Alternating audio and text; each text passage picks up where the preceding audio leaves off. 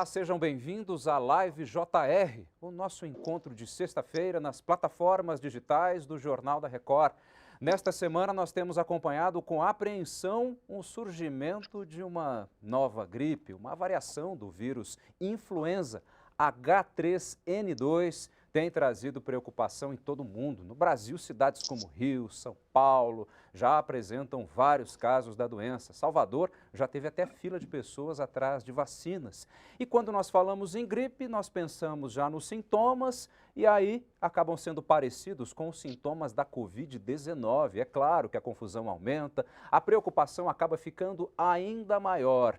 E nesta semana, a Agência Nacional de Vigilância Sanitária, a Anvisa, autorizou o uso da vacina da Pfizer para crianças acima de 5 anos de idade. O Instituto do Butantan também quer que a Coronavac seja usada em menores de idade. Ou seja, nós temos muitos assuntos para essa live. E é por isso que nós estamos aqui com as médicas infectologistas, a começar pela doutora Raquel Moarec, que fala com a gente aqui de São Paulo. Olá, doutora, seja bem-vinda. Obrigada, Fábio. Vamos lá, vamos conversar com todo mundo aí. Vamos sim. Do Rio de Janeiro também é médica infectologista pediátrica, doutora Cristiana Meirelles. Doutora Cristiana, muitíssimo obrigado por estar com a gente. Obrigada a vocês pelo convite. Vamos lá bater um papo. Vamos sim, vamos sim. E também do Rio de Janeiro, a repórter do Jornal da Record, a minha amiga Renata Loures. Oi, Renata, boa tarde, seja bem-vinda.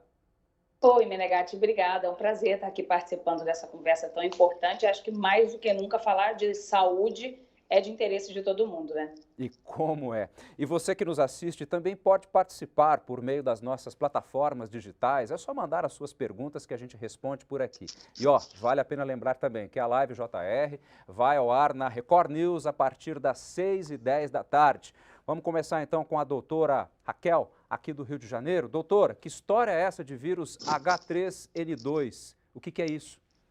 Vamos lá, gente. A influenza, ela já tem, né? São 4 subtipos, A, B, C e D. As principais que causam infecções em seres humanos é A e B. Ela faz parte da composição vacinal e dos casos que a gente tem. Então, influenza A, existe H1N1 e a influenza H3N2, que é o que nós temos. Esta variante que está apresentando no momento, a Darwin, ela não tinha sido composta no esquema de vacina deste ano de 2021, mas ela faz parte do quadro normal dos casos de gripe convencionais. E temos a influenza B, que são os casos um pouco mais leves. É isso. Eu vou fazer já uma pergunta aqui de um telespectador nosso, que na verdade é a Magda Lopes, que vem até a gente por meio do Facebook da Record TV. Doutora Cristiana, ela pergunta o seguinte: surto de gripe em dezembro? O que é isso? Pois é, Fábio, na verdade pegou a gente de surpresa também, né? Tanto é que a gente faz a vacina contra a influenza, contra a gripe, no início do ano, né? Março, abril, porque a grande sazonalidade, o que é isso? O momento que o vírus circula mais aqui no Brasil e em qualquer lugar do mundo é durante o outono e inverno. Então, a gente vacina lá em março, abril, com a intenção de proteger a população durante os meses de outono e inverno, que são os meses mais frios, né? Que a gente fica mais enclausurado, aglomerado, acaba que o vírus circula mais, a gente tem mais casos de influenza nessa época. Por conta da pandemia de Covid-19, né? Com todas essas modificações que a gente fez no ambiente, né? Com restrição de mobilidade, de isolamento social, distanciamento social, uso de máscara, a gente acabou mudando esse período de pico do vírus para agora, né? Ninguém contava com um pico, um surto de influenza no mês de quase verão, né? Primavera-verão. Então, a sazonalidade mudou. E com isso a gente foi pego um pouco de calças curtas mesmo, né? Na verdade, a vacina, ela tem uma proteção não 100%, mas muito boa durante 6 meses. Então, ainda aquelas pessoas que se vacinaram lá no início do ano, agora já perdeu eficácia essa vacina, né? Os títulos de anticorpos, que são a nossa proteção, já caiu. Então, está todo mundo, mesmo que vacinado, está sujeito aí a uma infecção pelo H3N2, né? Que é esse vírus da influenza, numa época do ano que a gente não via realmente surto. Apesar de ser um vírus endêmico. O que é um vírus endêmico? É um vírus que tem o ano inteiro. Então, em qualquer período do ano, a gente pode ter influenza, mas não uma quantidade de casos tão grande quanto a gente tem visto agora. Isso agora foi por conta da baixa cobertura vacinal, junto com a pandemia de Covid-19, que mudou aí todo esse ambiente propício dos vírus. Renata Loures. Doutora, o que tem confundido bastante as pessoas, que a gente tem sentido durante as gravações, assim, em especial, é que as pessoas não sabem mais dizer quando estão com sintomas de Covid-19 e quando estão com sintomas de influenza, né? Os sintomas são semelhantes e ainda tem aquela coisa de variar de pessoa para pessoa. Dá para a gente distinguir? Tem sintomas que são mais comuns de uma doença ou da outra? É uma boa pergunta, Renata. Na verdade, os sintomas são muito semelhantes, né? Quando a gente tinha um predomínio de delta e gama da Covid-19, a gente tinha muito perda de olfato, perda de paladar, que acabava sendo um sintoma muito, não patognomônico, né? Não só de Covid-19, mas quase que certeiro de que era Covid-19. Agora a gente já não tem visto tanta perda de olfato e paladar e tem visto muito mais os sintomas que são muito semelhantes entre gripe e Covid. Então, febre, dor no corpo, dor de cabeça, coriza, tosse, são sintomas que podem acontecer nos dois, né?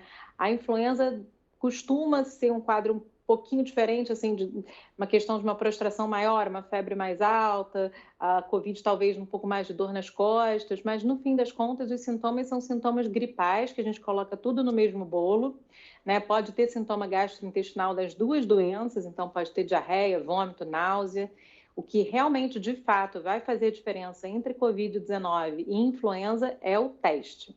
Então, é muito importante que a gente teste essas pessoas, né, para saber como conduzir tanto o isolamento, as orientações de isolamento, de rastreio de contactante, né, com quem a gente vai pesquisar ali que tem o vírus também, que conviveu com aquela pessoa doente, quanto de tratamento. Então, é importantíssimo que a gente faça o teste, e aí, se a gente tiver um tempinho mais tarde, a gente fala aí qual é o teste, o que tem que ser feito.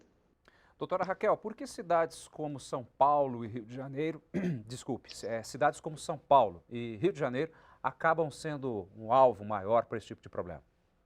Então, normalmente é a globalização, é a interiorização, é o ir e vir da população e, na grande maioria, uma quebra dessa barreira, né? Nós sabemos que a vacinação, né, de gripe no país, a campanha nacional de imunização, ela não chegou a ter nem 55% na população global. E todo mundo já sabe que quando você tem uma quebra dessa barreira, dessa imunização, que tem que ser acima de 80%, 86%, ou seja, de qualquer imunizante no geral, você ainda tem uma grande circulação. Como foi dito, é sazonal, mas é endêmico e está presente. O problema é que, normalmente, as vacinas, né, de gripe, qualquer vacina, elas têm um centro geral que vai fazendo o levantamento e isso é enviado para o país, né, para os Estados Unidos, onde é feita uma análise e é feita uma nova vacina, em torno de 75% dessa vacina para poder voltar para nós, vamos dizer, para o ano seguinte. Normalmente é o inverno europeu e norte-americano e depois para nós a partir de março.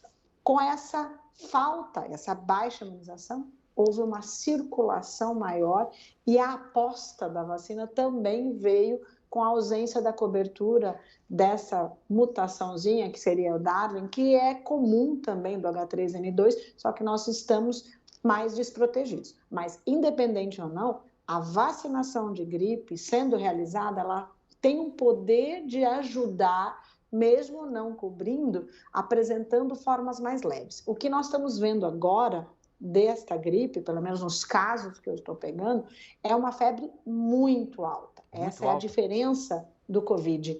O Covid ela não dá febre acima de 37, 37,2. A febre dessa gripe, ela está com 39, 39,5, chega prostrado, e o que está sendo diferente também, como ela mudou um pouco, ela está tendo muito crise de broncoespasmo, crise de sibilância, né, muito maior agora do que temos em quadro de Covid, que é um quadro um pouco mais leve e um pouco mais de sintoma mais rápido, é um meio resfriadinho, mas é mais leve. Agora o sintoma é muito mais respiratório da gripe, com febre muito elevada e essa crise de falta de ar muito grande. Doutora, a senhora usou um termo aí que eu acabei ficando na dúvida, sibilância. Me ajuda, o que é? Opa! Muito bem, Fábio. Sibilância é o pulmão tendo aquele miadinho de gato.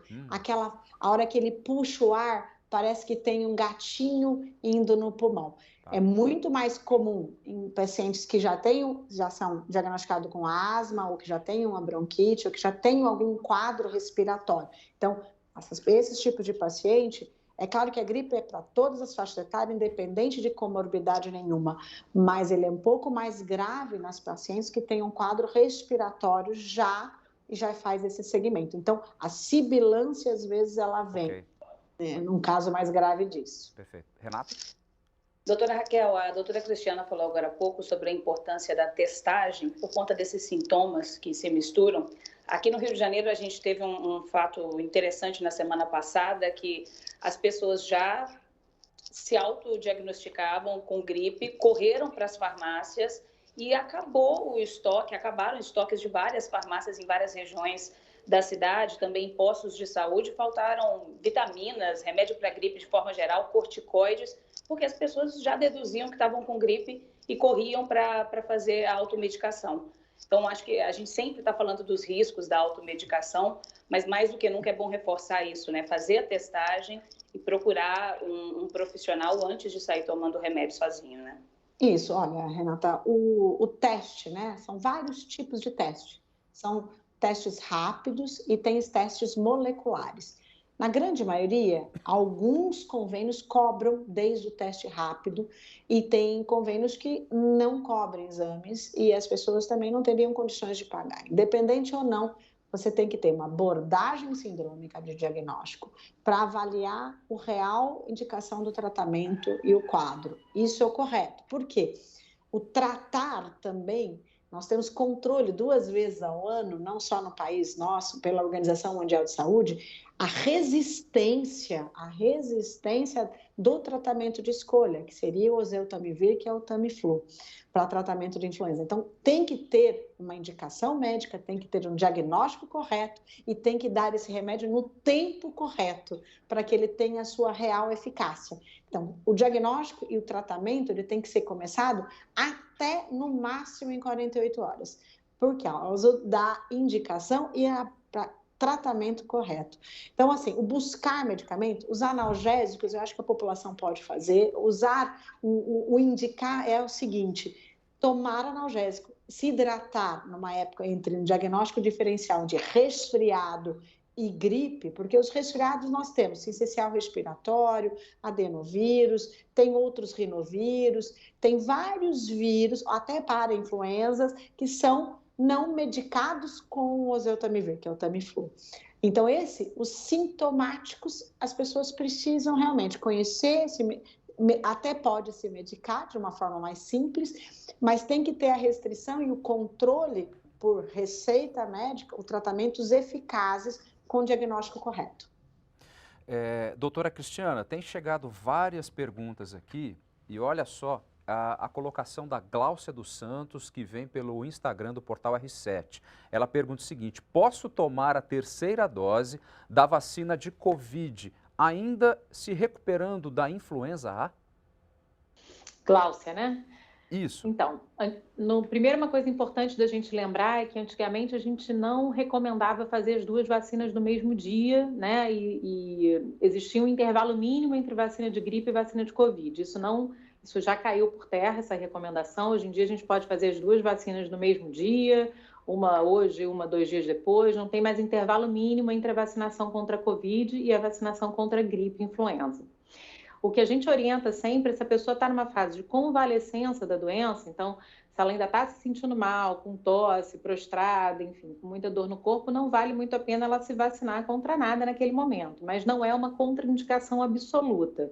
Contraindicação absoluta para você se vacinar com qualquer vacina é febre, né? É uma doença mais aguda. Mas se ela ainda está se sentindo mal, vale a pena esperar um pouco você se recuperar da doença para poder se vacinar.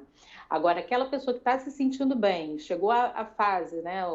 A data de fazer a 2ª dose ou a dose de reforço da Covid e ela quer se vacinar também contra a gripe, seja porque ela tomou a vacina no início do ano e quer se revacinar, existe essa possibilidade, ou porque ela não tomou a vacina, essa pessoa tem como fazer as 2 vacinas no mesmo dia, não tem nenhum problema.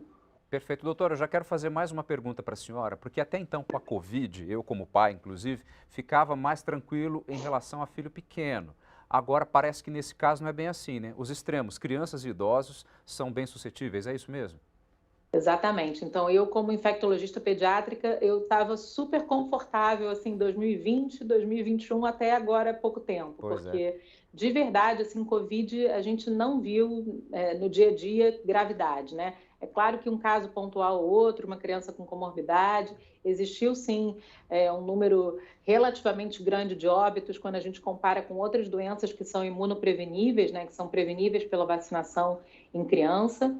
A Covid matou mais do que meningite, diarreia, sarampo juntos em 2020, né? Então a Covid é uma doença importante, mas ainda assim, em número absoluto, foi muito pior para adulto e para idoso do que para criança.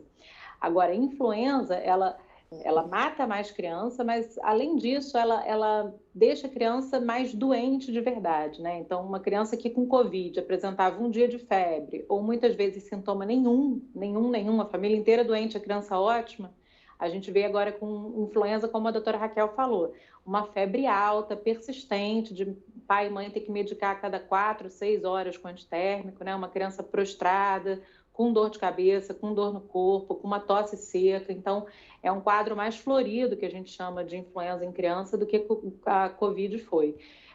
Embora eu esteja fazendo esse discurso aí de que a Covid é muito leve em criança, eu quero depois, não sei se a gente vai ter um tempo de falar sobre isso. Importante vacinar contra a Covid, né? Isso é um tema também muito, muito novo e importante da gente comentar. Renata? Doutora Raquel, a gente viu que a alta no número de casos de influenza aconteceu principalmente quando as medidas protetivas começaram a ser flexibilizadas. O que as pessoas podem e devem fazer para se proteger? As medidas protetivas que valem para a Covid-19 valem para a influenza também? Sim, Renata, são as mesmas. Para todo sintoma viral, a indicação é: estou gripada, ou estou com alguma infecção respiratória, ou eu fico em casa ou eu uso máscara. Isso já existe, né, de tempos em tempos, e nós teríamos que ter aprendido isso em 2009, na pandemia, no surto que a gente teve, que seria essa a indicação. Qual é a restrição, qual é o receio, por que está sendo tão rápido agora numa época fora? Primeiro, por causa da baixa vacinação. E outra, esse vírus, ele está um pouco mais virulento. O quadro respiratório, pelo menos nos adultos, né, a Cristiane pode falar isso em criança, que criança tem sincicial respiratório, já sai com um rinovírus, já sai com adeno para influenza, já está prostrado e já tem uma bronquiolite, já tem mais vírus. Recebendo uma influenza, quadro respiratório em criança é muito mais grave por a somatória viral deles. Mas o que eu estou vendo no adulto jovem, que eu estou pegando muito caso, é que eles não fizeram o sistema de proteção, eles não usam a máscara que já é indicada pelo Covid e o aglomerado ficou muito grande. E essa virulência desse vírus, quer dizer, só de ficar sem máscara, só de ficar perto, realmente está sendo alta transmissão, com alta quantidade de vírus. Ô, Renata, deixa eu fazer uma pergunta para você agora. Eu sempre vejo reportagens suas no Jornal da Record, nas comunidades cariocas. E como é que tá? Até então eu te via com máscara, né? Só que agora no Rio de Janeiro a população pode, pelo menos nos locais abertos, ficar sem máscara.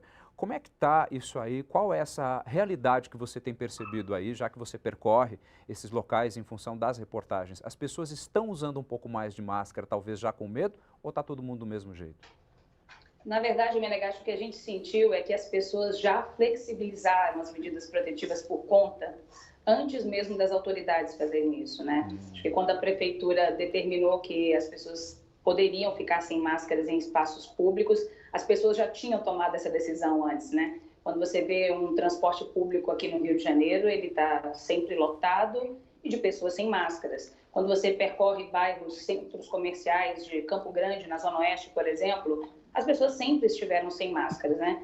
E, infelizmente, pelo menos assim, a gente sentindo durante, caminhando na rua ou durante o trabalho, que a gente vê que não houve uma conscientização. As pessoas têm procurado se medicar, estão assustadas de alguma forma com essa epidemia, mas a gente não vê um cuidado acompanhando essa preocupação também, né? Hoje teve um dado muito interessante, que foram confirmadas 5 mortes aqui no estado do Rio esse ano por conta dessa nova cepa Darwin da influenza. Então, eu queria até aproveitar e fazer uma pergunta para a doutora Cristiana. O que define quem que vai desenvolver essa síndrome respiratória aguda? O que define se a pessoa vai chegar a desenvolver uma forma grave ou até chegar a ter um óbito, por exemplo? A gente não teve as informações sobre essas mortes. Se eram pessoas com mais idade, se eram pessoas que já tinham algum tipo de comorbidade. O que define a evolução para um quadro grave? Pois é, Raquel, na verdade a gente tem, assim como a gente tem para a Covid, grupos que a gente chama de grupos de risco, né? Então, para a influenza, os grupos de risco são crianças menores de 5 anos, principalmente as menores de 2 anos. É um grupo que tem o maior risco de evoluir com pneumonia, com síndrome respiratória aguda grave, idosos, assim como a Covid também, então maiores de 60 anos, e quem tem comorbidade, né? Quem tem uma insuficiência renal crônica, que faz diálise, quem está em tratamento quimioterápico, que tem a sua imunidade mais baixa, uma pessoa com hipertensão pulmonar ou um diabetes descompensado, né? Essas pessoas, um asmático, como a doutora Raquel falou. Então, essas pessoas, sem dúvida nenhuma, estão num grupo considerado de risco. O que não quer dizer que uma pessoa que não esteja nesse grupo, né, um adulto considerado saudável, jovem, atleta, também não possa evoluir. É claro que para essa população sem fator de risco é muito mais comum que ela tenha sintomas brandos e ela não evolua com gravidade, mas não é impossível, né? Pode acontecer também em populações ditas saudáveis, numa faixa etária aí que está entre os 5 e os 60 anos. Agora, o que a doutora Raquel falou é muito importante em relação ao Tamiflu, ao oseltamivir, né? A população precisa entender que não é para sair à procura da medicação na farmácia, é uma medicação de venda livre, né? Não exige prescrição médica. Então, isso, por um lado, é muito ruim, porque as pessoas acabam fazendo um estoque do remédio em casa, na dúvida se em algum momento ficar doente, não vai ter o remédio. Mas para você, Raquel, por exemplo, uma mulher jovem, provavelmente sem comorbidade, não tem nenhuma indicação de tomar um Tamiflu. E pode ser que o seu filho ou sua mãe precise do remédio em algum momento e a gente não tem um Tamiflu para dar. Então, é importantíssimo que as pessoas não façam essa busca aí sem sentido, né, da medicação que só é indicada para determinados grupos. Pois é, a automedicação e seus problemas, né? Doutora Cristiana, eu queria perguntar para a senhora aqui, na verdade a senhora comentou sobre vacinação para crianças e a Agência Nacional de Vigilância Sanitária já chancelou aí o uso da Pfizer para crianças com idades a partir de 5 anos. O Butantan também quer que a Coronavac seja usada em menores de idade. Qual é a sua opinião sobre vacinação para crianças? Essa é uma excelente pergunta. Eu acho que a gente tem, a partir de agora, que discutir muito a respeito, porque eu vejo, inclusive na minha prática de consultório clínico, né, consultório de medicina privada, ainda os pais com muita ansiedade, muito receio, né, de vacinar seus filhos, visto que é uma população que não fica muito grave, né, com Covid. Então, por que vacinar essa população se teoricamente, eles não vão morrer de Covid, né? Uhum. A resposta para isso a gente precisa ter uma alta cobertura vacinal para que a gente tenha uma redução de verdade da circulação do vírus. E a população no Brasil é uma população muito jovem. Então, se a gente não inclui criança dentre os vacinados, a gente vai continuar aí com uma circulação do vírus o tempo inteiro. Fora isso, mesmo a doença sendo mais branda na faixa etária pediátrica, a gente vê sim casos graves, como eu falei. Em 2020, 2021, a gente teve mais morte por Covid do que por qualquer outra doença imunoprevenível, né? Por meningite, por diarreia, por sarampo. Então, é uma doença que mata também crianças, é importantíssimo que a gente vacine. A vacina ela foi testada, né? Foi feito estudos de fase 1, 2 e 3 com 2.500 crianças. Nenhuma reação adversa grave nessa faixa etária de 5 a 11 anos, nenhuma. Nos Estados Unidos e em outros países, a vacina já é feita, já é aplicada nessa faixa etária, mais de 5 milhões de doses e nenhum evento grave foi relatado. Então, acho que isso já demonstra uma segurança da vacina. Se a gente for dosar os anticorpos, né, que é a proteção que a vacina confere nessas crianças, a gente vê que é um anticorpo protetor, então é uma vacina eficaz. E é uma vacina que está sendo liberada numa dose menor. Então, foi feito um estudo bem adequado para a faixa etária pediátrica. A dose é 1/3 da dose de adulto, né? O volume é menor e, enfim, a gente está adaptando a vacina para um ser menor, diferente, né? Que a criança não é um anão, a criança é diferente do adulto, a gente precisa adaptar vacina, medicamento, tudo a um organismo de criança. E isso foi feito. Por essas razões, vale super a pena sim, fazer a vacina da Pfizer. Eu imagino que dentro, em breve, a gente também vai ter a liberação da Coronavac, que é uma vacina de vírus inteiro inativado, que a gente tem várias outras já no calendário do PNI, do Programa Nacional de Imunizações, que é uma vacina muito segura também para criança. Tá certo. Doutora Raquel, chega aqui também pela internet, é uma pergunta da SS Montserrat. E diz o seguinte: se o teste para Covid, o comum, né, do cotonete, se detecta todas as novas variantes como Delta e Ômicron? Então, olha, a definição molecular daquela região é feita só para abordagens epidemiológicas e abordagem de porcentagem que a gente tem de circulação no país. O dia a dia naquele paciente em pronto-socorro ou realização do exame molecular para diagnóstico de Covid, ele é só para ser positivo ou negativo, não diferenciação de mutações. A mutação é para abordagem de terapêutica, abordagem de indicação epidemiológica de cidade, de estado e do país como um todo. Doutora, já fazendo mais uma pergunta, a Eliana Leite, por meio do YouTube, do Jornal da Record, quer saber o seguinte: quando é que nós vamos ter vacina para o H3N2? Então, a vacina é o seguinte, ela é feita em ovo, né? Então, você tem fácil de você realizar, porque essa vacina já existe há muitos anos, né?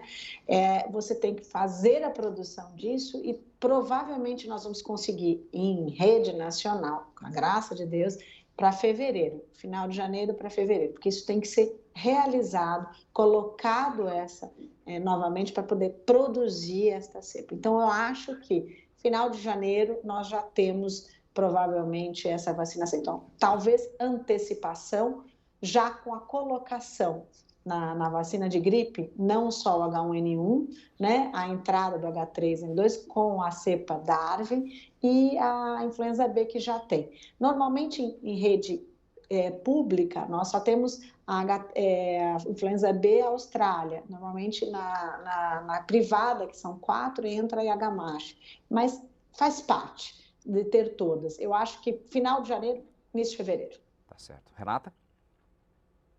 A doutora Cristiana falou agora há pouco sobre a vacinação em crianças contra a Covid-19 e a gente vê em redes sociais, em grupos, muitos pais questionando muitas reações, preocupados com as reações da vacina. Primeiro, eu queria saber se as reações são semelhantes nas crianças, se tem reações diferentes. E acho que vale a gente alertar também que as reações duram alguns dias, não é nada com que os pais tenham que se preocupar muito, né, doutora? Isso, Raquel. Na verdade, os eventos adversos pós-vacinais, né, isso pode acontecer com qualquer vacina. Qualquer vacina do calendário pode causar um evento adverso. No caso da vacina contra a Covid, em criança, o que a gente vê mais assim, disparado é dor local. Então, dor no local da aplicação, às vezes um pouquinho de vermelhidão, né, talvez um pouco de prostração, dor de cabeça, mas são sintomas todos benignos, brandos e de resolução espontânea. Então, duram muito pouco tempo, 1, 2 dias no máximo, né? A gente não vê, de uma forma geral, evento grave, pelo menos até agora, nessa faixa etária até 11 anos, nada grave. Nos adolescentes, houve sim alguns casos de miocardite, né? Eu acho que o pânico dos pais veio muito por conta desses casos de miocardite, mas o que é importante lembrar e frisar bem que os casos de miocardite pós-vacinais foram muito em menor número comparados aos casos de miocardite por Covid. Então, Covid ataca o coração, né? Covid faz miocardite, pericardite, enfim, várias alterações na estrutura do coração, e a vacina pode fazer isso também, mas em número muito menor de pessoas. Então, pesando custo-benefício, sem dúvida nenhuma, a vacina vale a pena. Doutora Raquel, a senhora está me ouvindo bem? A senhora ficou um pouquinho Eu fora tô. do ar? Ah, então tá bom. Estou ouvindo. Tá certo. Deixa eu fazer uma pergunta para a senhora, que é bem comum de um paciente que, curioso, qual que é mais grave, se é que a gente pode pensar nessa forma, a Covid ou essa nova variação da gripe, hein? Olha, são sintomas diferentes. Então, o que a gente precisa saber? Primeiro, a quantidade de vírus e a taxa nossa de transmissão, seja de uma ou seja da outra, naquela população que está acontecendo os casos. Outra coisa, comorbidades de que as pessoas são portadoras naquele momento. E o tempo da vacinação que a pessoa está. Então, se ela não tomou a vacina e entrar em contato com o vírus hoje, eu estou pegando jovens não vacinados ou que não acreditam na vacina, apresentando sintomas muito mais graves a partir de 9, 10 dias do quadro. Estou pegando pessoas com metade da vacina, só tomou uma dose, disse que teve muito sintoma e não quis tomar a sua segunda dose, apresentando um quadro moderado, também com indicação de internação. Então, se você me perguntar, precisa saber que grau de vacina e tempo da vacina. Aqueles que já estão próximos dos 4 meses, eles têm que se cuidar. Então, se você me perguntar, o que é o ideal? Final de ano, os meus pacientes perguntam, eu falo, se você está próximo da sua terceira dose, usar a máscara. Por quê? Essa pessoa também volta a apresentar o quadro. Porque o vírus está um pouco mais resistente, ele está entrando com maior facilidade naquele indivíduo, até tendo retorno de quadros, que pessoas que tiveram Covid anterior mais leve estão tendo com retorno de quadros. E então eu acho que vacinar, tomar sua terceira dose e ainda continuar na proteção se você já estiver no tempo da sua queda de título vacinal. Doutora Raquel, doutora Cristiana, eu vou confessar uma coisa para vocês. Logo que começou essa história de máscara, eu ando de transporte público aqui em São Paulo e no metrô, logo que falou disso, eu já comecei a usar. E eu falo para vocês que as pessoas olhavam assim com um ar meio estranho. Agora, estranho é quem não usa. Vocês acham que máscara veio para ficar de uma forma ou de outra? Será que esses surtos de gripe que sempre vêm, sempre vão fazer que nós tenhamos mais cuidado, mais educação? Doutora Raquel. Olha, eu acredito muito no uso da máscara, já sempre teve, o mundo oriental usa quando você está gripado, fica em casa quando você está gripado, isso já existe, essa etiqueta respiratória há muitos e muitos anos. Nós, brasileiros, precisamos acreditar que a máscara vem para nos ajudar. É claro que você usar em ambiente onde tem alta ventilação e nós não estarmos com transmissão sustentada comunitária, você pode voltar a não usar em ambientes abertos. Mas em ambiente fechado, em transporte público, transporte aéreo, o uso da máscara, hoje ela é altamente indicada e até com uma alta filtração. Então, não é máscara comum, é máscara com alta filtração, para que nós tenhamos uma proteção maior e uso mais adequado nesses ambientes. Vamos chegar ao momento de baixa transmissão comunitária, onde a gente vai poder tirar a máscara em ambientes externos com alta ventilação. Mas isso ainda não é o momento. Doutora Cristiana, o que a senhora acha? É uma esperança que eu tenho, que seja um legado da pandemia, né? Essa cultura que os orientais já têm, né? Da gente doente não ir para lugar nenhum, ou usar máscara quando for absolutamente necessário, mas eu não sei se o brasileiro vai manter esse hábito. Assim, eu sinto que no momento de pânico, de pandemia, dele ver que as coisas estão acontecendo de uma maneira rápida e ruim, coloca-se a máscara, quando é obrigatório, coloca-se a máscara. Mas eu não sei se a gente vai manter isso como um hábito depois. Eu tenho esperança que sim, porque, como a doutora Raquel falou, previne não só a Covid, nem influenza, qualquer virose respiratória, a gente consegue ter uma prevenção muito boa com máscara. Vamos ver, assim, o tempo dirá. Ô Renata, como é que você está fazendo aí no Rio de Janeiro? Está usando? Estou usando. Ainda não estou me sentindo segura quando a gente vai gravar em locais abertos, mesmo quando tem mais pessoas perto, a gente prefere continuar usando mesmo, em locais mais cheios, mesmo não sendo mais obrigatório. Acho que é uma questão de cuidado com a gente, cuidado com quem está perto, né? Aqui, essa semana teve uma redução no número de atendimentos por influenza, 16%, né? Caiu o número de atendimentos na rede pública, e a gente sente justamente isso que a doutora estava falando, que quando os casos começam a cair um pouquinho, as pessoas já começam a relaxar. E a gente tem que ter aprendido alguma coisa com isso tudo, né? Tem que levar algum aprendizado disso para a gente não ter que passar de novo, né? Pois é. Olha só que pergunta bacana aqui, que chegou da Elisete Almeida, por meio do Instagram do Jornal da Record. Ela quer saber o seguinte: em quanto tempo ela pode voltar a trabalhar presencialmente depois de ter a influenza A. Doutora Raquel. Então, hoje ainda é 7 dias que a gente fala. 5 dias do remédio, quando tem indicação de tratamento, mais 2 dias. Aí ele ainda não... Se você tiver imunossuprimido, se você for um paciente oncológico, hematológico, o isolamento seria, a transmissão é até 14 dias. Inclusive para crianças, aí a Cristiana vai poder falar, que a criança, por ela ter baixa resposta de tosse, ela vai ser transmitida por um tempo maior também.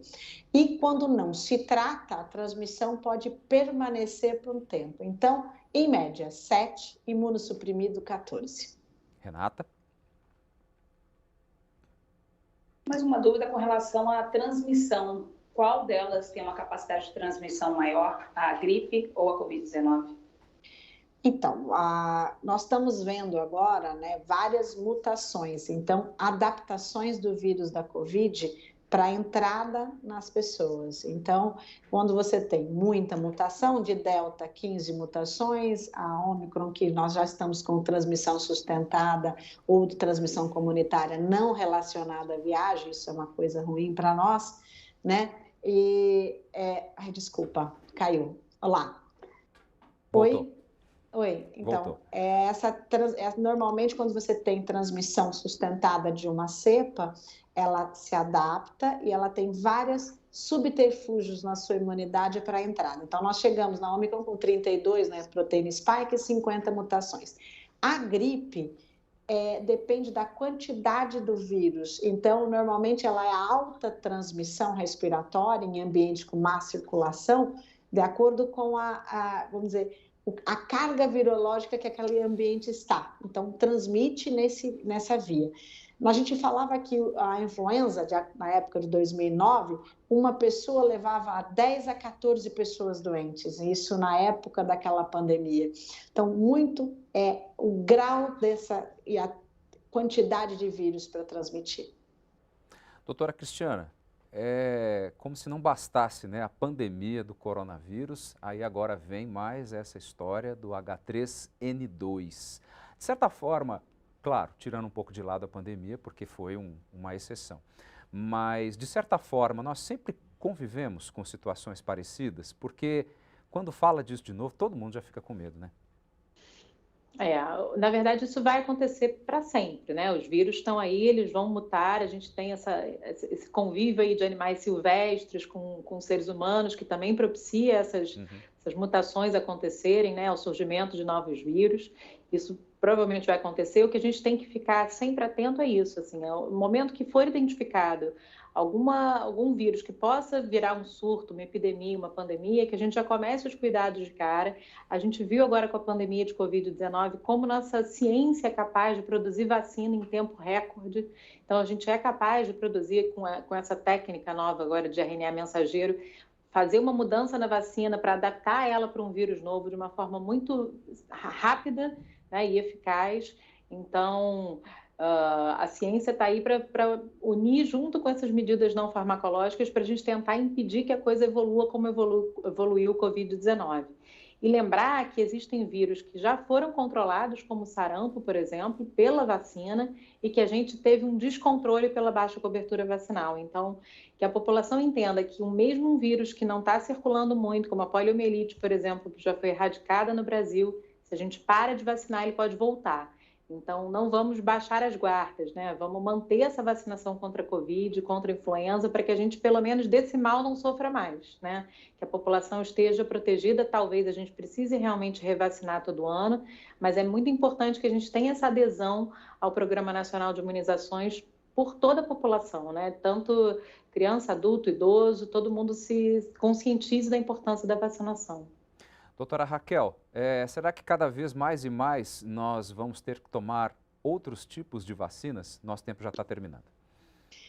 Então, nós sabemos que as vacinas, elas ajudam a diminuir, principalmente as doenças imunopreveníveis, como a Cristiana já falou. Nós tivemos, né, surtos de influenza, né? A gripe espanhola é clássica, com alta mortalidade, mais do que Primeira e Segunda Guerra Mundial. Isso mostra que o vírus ele se torna virulento e ele mata, independente ou não, quando você não vacina. Não só ele, mas a história da influenza é isso. Em 2009, nós só diminuímos a pandemia com tratamento e vacinação em massa a toque de caixa. E o nosso programa de imunização em 2009 mostrou exatamente que a gente consegue vacinar a população de 5 e 6 meses inteira e resolvemos aquela pandemia em 2009 rapidamente. Então, vacinar é a indicação para, principalmente naqueles países vulneráveis que a gente tem, aquela população desnutrida, frágil, que se não vacinar vai realmente ter morte com aumento de pessoas, em pessoas que a gente conseguiria evitar vacinando. Então, vacinar é o que vai resolver, infelizmente, o tratamento desses vírus como um todo. Tá certo. Doutora Raquel Morrec, eu já aproveito para agradecer a sua presença aqui na Live JR. Muitíssimo obrigado pelas suas informações, viu? Eu que agradeço a todos. Prazer, Renata, prazer, Fábio, prazer, Cristiana. Prazer a todos. Doutora Cristiana Meirelles, muitíssimo obrigado também pela sua participação, pelas suas informações. Obrigada pelo convite, agradeço a todos, um prazer. Renata Loures, minha colega do Rio de Janeiro, muitíssimo obrigado também pela sua participação. Valeu! Eu que agradeço, Menegatti, doutoras, foi ótimo poder participar. É isso aí. E a você também que participou do nosso programa, muitíssimo obrigado pela sua atenção, muitíssimo obrigado pelas suas perguntas. E você pode assistir esse programa a qualquer hora nas plataformas digitais do Jornal da Record e às 6h10 na Record News. A Live JR volta na próxima semana. Muitíssimo obrigado. Até lá. Tchau, tchau. Se cuida.